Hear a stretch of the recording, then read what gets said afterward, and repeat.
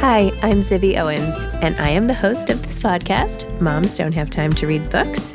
I am also a newly minted USA Today bestselling author of the novel Blank. I've created a whole community of book lovers around this podcast, a publishing company, reading retreats, a bookstore, and more. Learn more at zibbymedia.com or follow me on social at Zibby Owens or join the community at Zibby Readers. Jamie Brenner is the author of a novel, Summer, which is a novel, and it is also coming out this summer. Actually, it's out now. Jamie has been on this podcast, by the way, 8 million times, it feels like, and her book a year pace has been extraordinary. She'll talk about that as well.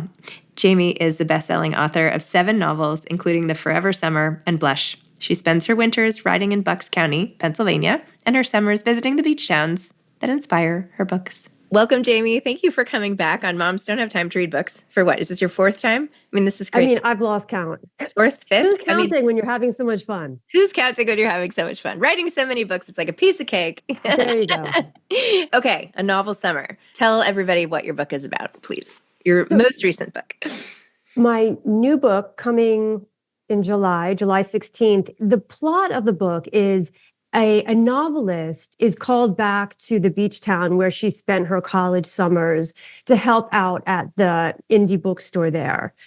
But when she gets to town, her old friends are really upset about some of the things she's written in her novels, things they recognize about themselves.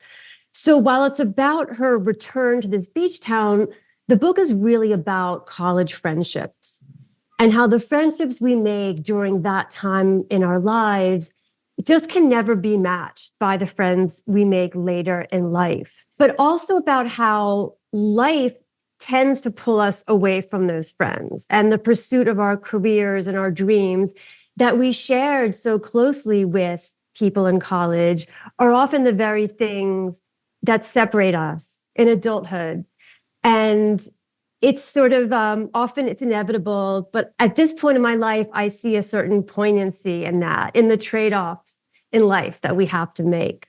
It's this time we're all thinking so much about friends and friendships and how they affect us forever. And I know I've been thinking about that. I feel like everybody I talk to is like, okay, because I don't know, there's something also with the summertime and the end of the year and getting that moment to step back from craziness, even though it's still crazy, and just be like, what did I miss this year? Did I see my friends? What's going on with my old friends? Definitely. And how much do you write about your friends and your people?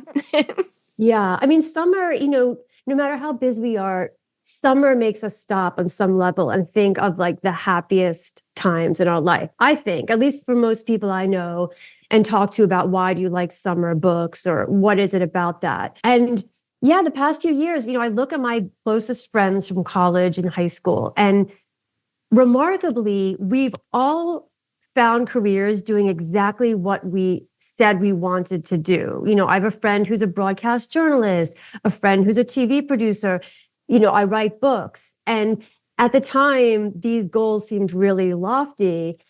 And now I realize, honestly, the hardest thing is just keeping in touch with people.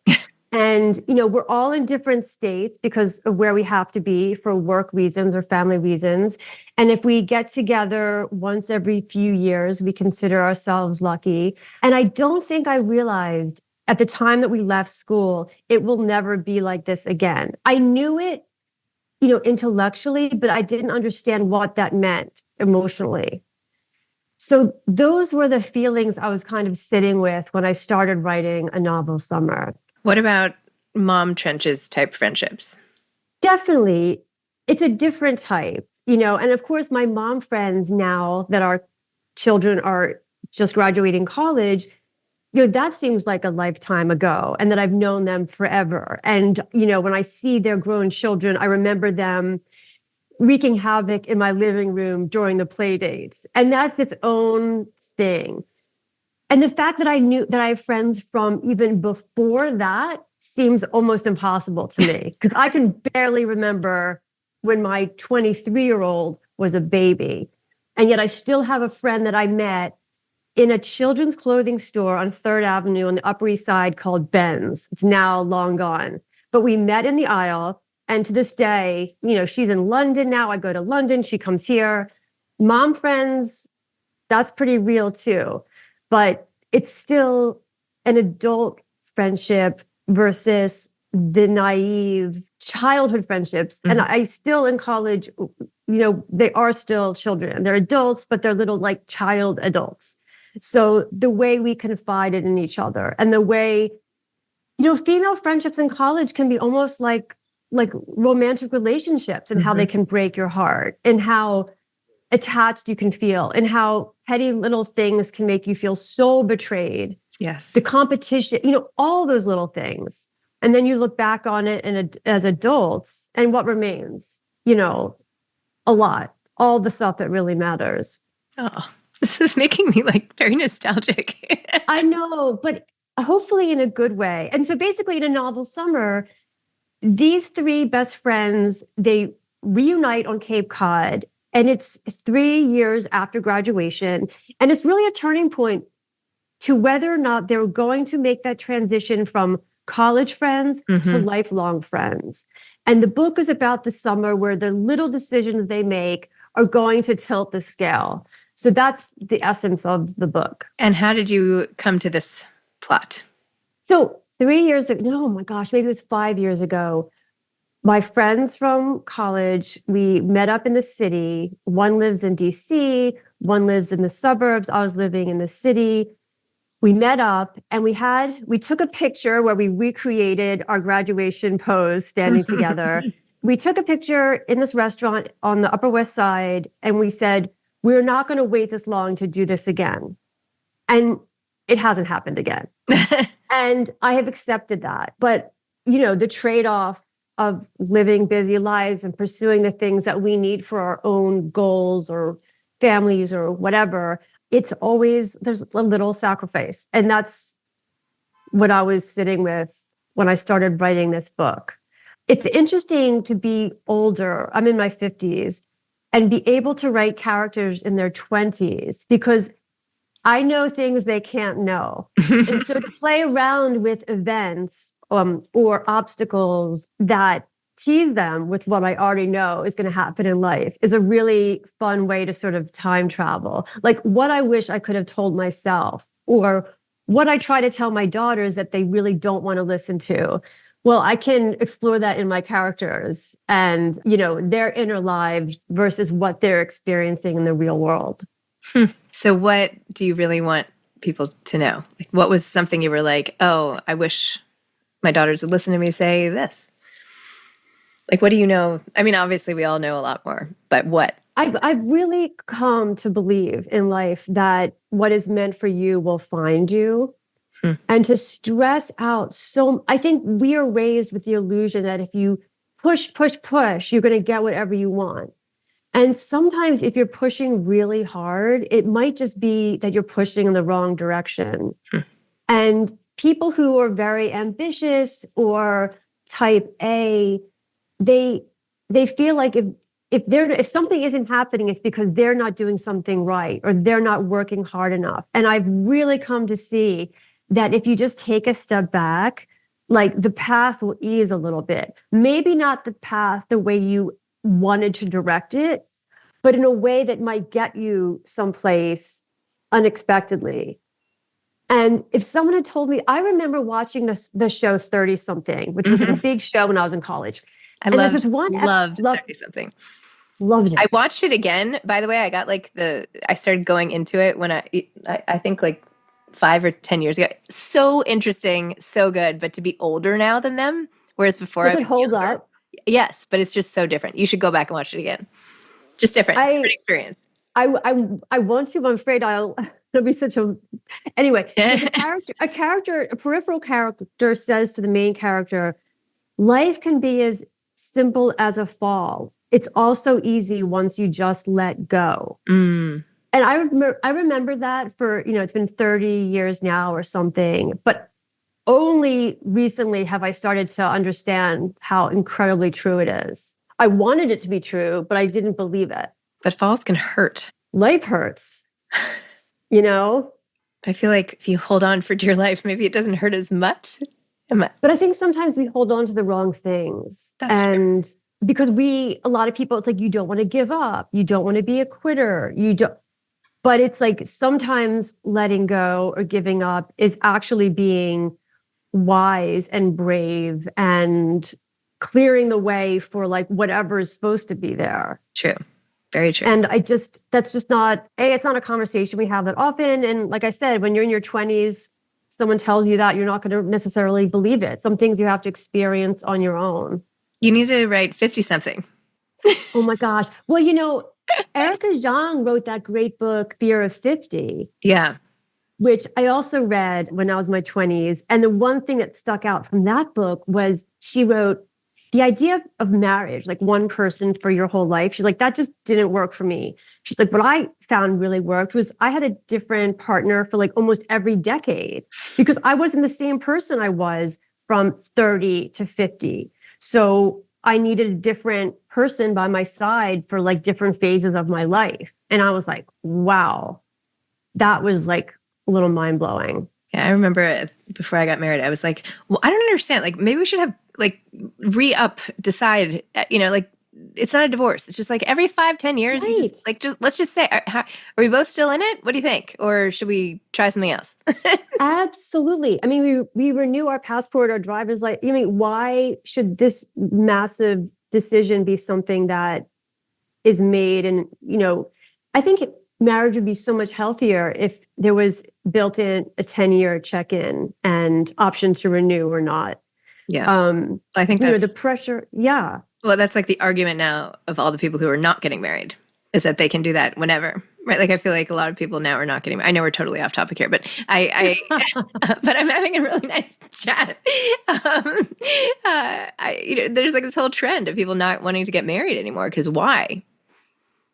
Yeah. I mean, look, things change. I don't know. I mean, I think being totally against marriage is maybe cynical, but thinking one marriage for life is the only way is also a little perhaps unrealistic for most people. So, my daughters are in their 20s now. I can't imagine, my oldest daughter is the age my mother was when she had me. And I still see her as, she's a kid. Mm-hmm. So look how much things have changed in that regard since the 70s. And I think it's a positive change. Like she views her 20s as having her whole life ahead of her. I feel like my mom was married at 20 and she probably felt like she was behind not having me till she was 23. So who knows? But, 20s are a really interesting time. And I think in book publishing right now, I've had conversations with people, editors, because TikTok is such a influential realm of books, I've had conversations where people are like, oh, don't necessarily write about older women, it's also write about younger women. So I've had to think about like, well, what's interesting to me about writing about younger women? Because older women, so much. Younger women don't know as much as they think they know. So the way I made it interesting for myself to write about younger women is to, like I said, hold both in my mind at the same time and see where that tension leads narratively. So I'd say A Novel Summer is the first book where I do not have an older, wiser point of view. It's all three young women kind of finding their way in this time of life. Do you think your daughters got the messages? Like, have they read a draft? Do you think that? Oh, no. No. Okay. No. I have one daughter who only reads like the most obscure literary texts, and one daughter who is reading whatever that like dragon quadrilogy is right now. Yeah. Quadrilogy. So my books don't appeal to either of them. Well, that's okay.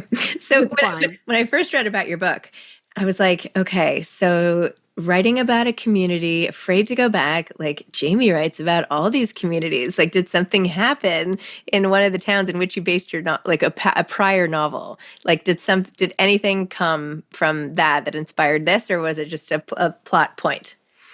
Oh, because the protagonist wrote, Shelby Archer is the protagonist, and she drew from her best friend's life to plot her debut novel. That has not happened to me.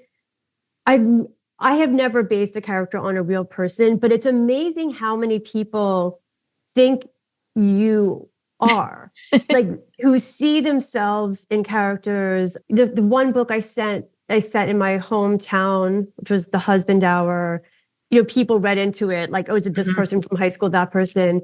And I also feel like there is this, especially now, I think it's scary to think of offending someone or what's yours. The question is I think a big question today is, what is your story to tell? Mm-hmm. And, I think it's really dangerous for art to say, like, you can't write about this, like, write what you know, but don't write about what you know too well, because that's, you know what I'm saying? Yes, so I think there's a little bit of that too.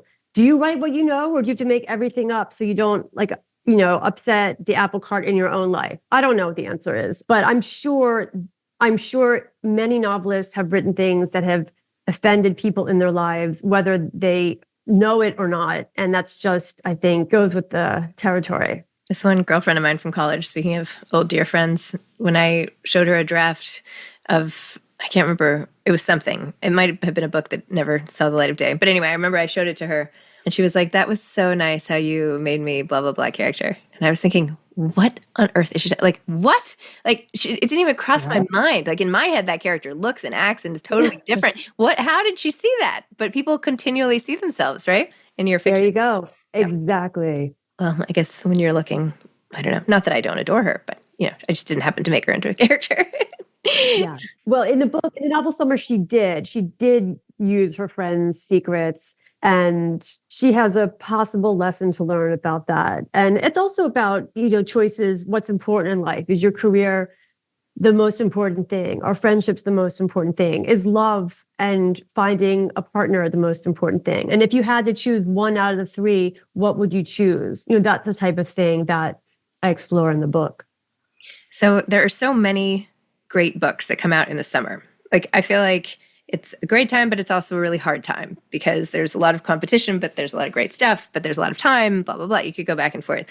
So when readers browse like all the summer reads that are coming out, and you have yours that, at your lemonade stand, right? Like, how do you differentiate? Like, what do you say? What do you think? Like, how do you position? And I mean this, I could ask this of literally anyone with a book coming out this summer, but particularly in this genre, right? Where the covers are looking more similar because readers are supposed to know what type of book this is quickly, which is important, right? How can you make your book stand out? This is like the age-old question. But do you think about all this?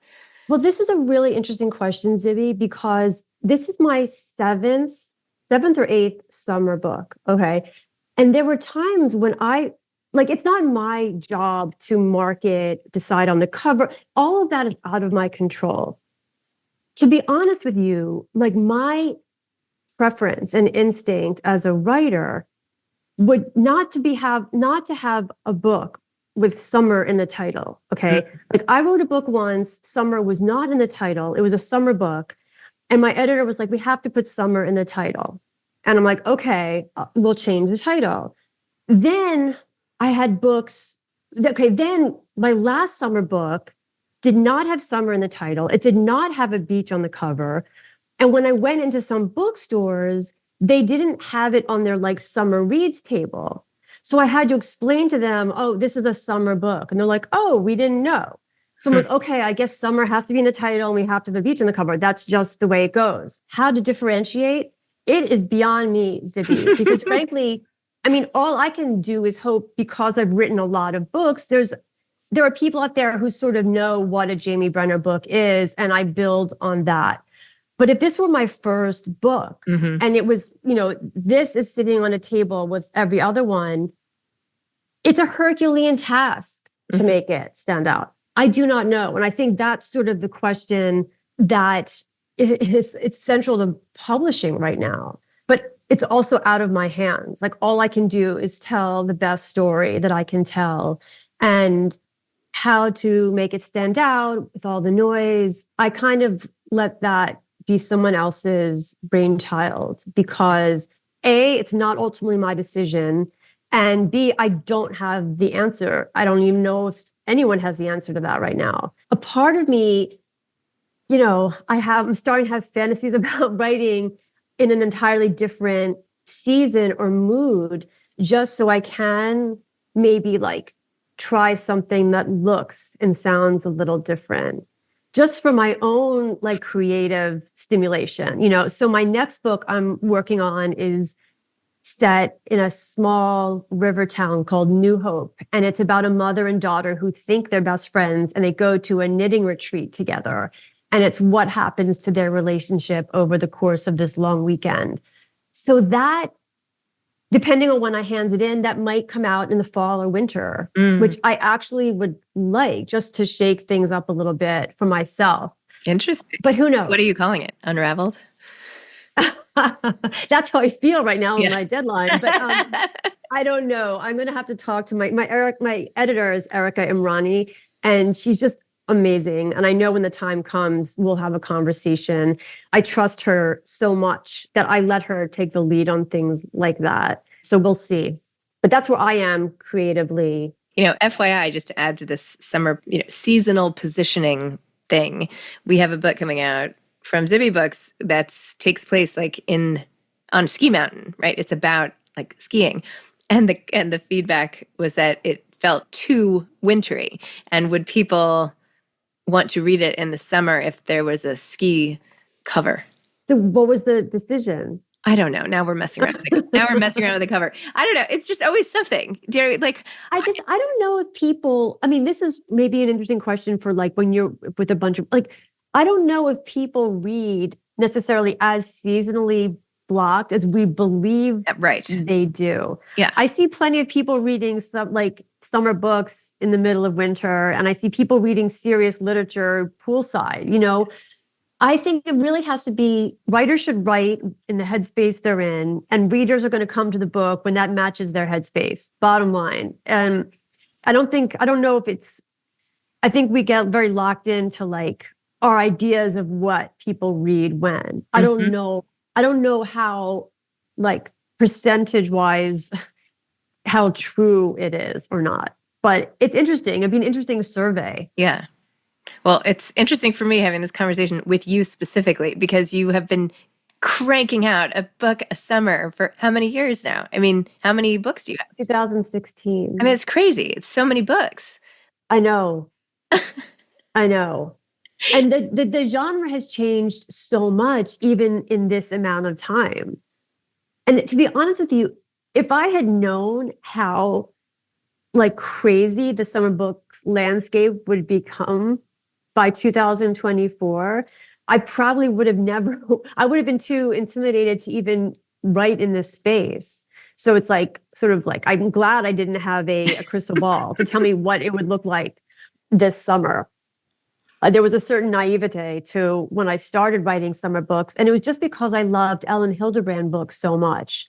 And I was reading those books in the winter, absolutely, like to escape New York City in the winter and to be on Cape Cod, you know, reading as the ultimate armchair vacation. So it's ironic because I liked summer books, not in the summer. That's when I read them.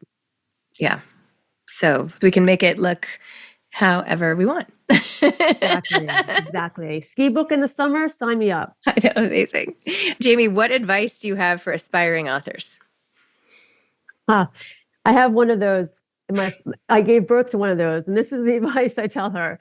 A, keep your day job for a while. Write what you want to write and read a lot in the space that you're writing in. All very good advice. Those are my 3 rules to live by. Aspiring writer life. And I know that you feature a bookstore in A Novel Summer. Is it based on a particular bookstore? Do you have a particular bookstore that's like your dream to escape into as you're writing? Well, it's set in Provincetown. And the amazing thing about Provincetown is it's really a very small place. I think maybe the main street is like 2 miles long, like 3 streets wide. And there are many bookstores along the path. And there's one bookstore that had been there forever. And my first summer in Provincetown, a new bookstore opened.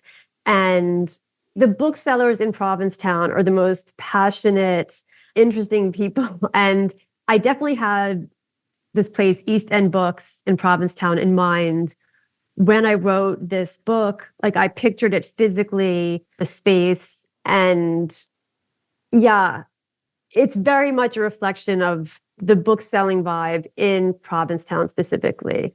Amazing. Well, congratulations. Enjoy the summer. Hope you read lots of seasonal or not books. And And maybe I'll see you in the winter next time. yeah, that'd be great. Save you. Who knows? Okay. Thanks so much, Zibby. Thanks, Jamie. Bye. Bye. Thanks for listening to Moms Don't Have Time to Read Books. If you love it, please leave a review and follow us on social at Zibby Owens and at Zibby Readers.